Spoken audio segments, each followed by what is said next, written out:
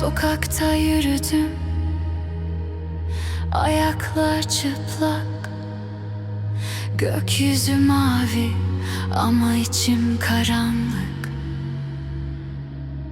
Kafamda dönerken eski bir şarkı.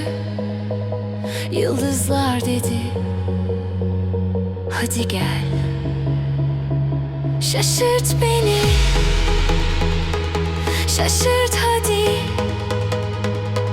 Hayat durgun, bir şey yap şimdi.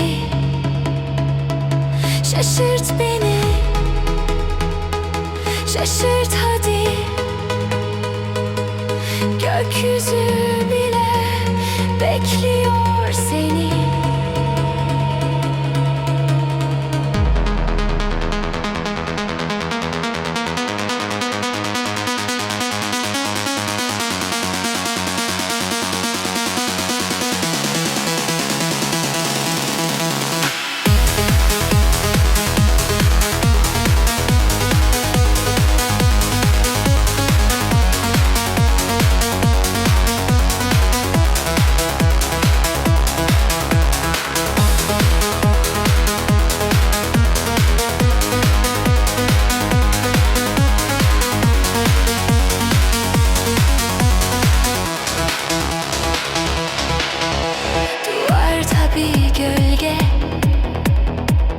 Tanıdık gibi bir hayalet mi, yoksa eski bir deli?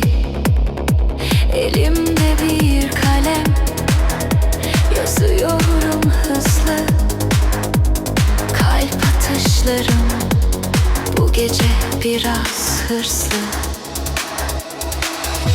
Soru sormadan, cevap bulmadan, hadi baştan. Şaşırt beni, şaşırt hadi. Ruhum yorgun ama hazır yine. Şaşırt beni, şaşırt hadi. Sonsuz gibi bu an bitebilir mi?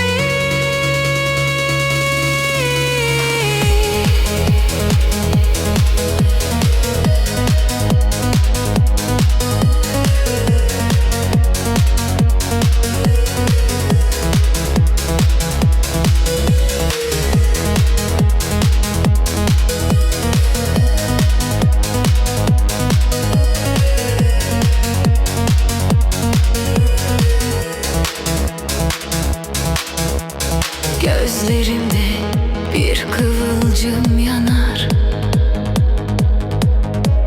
Gece biter, sabahı sarar. Sen bir rüzgar, ben bir yaprak.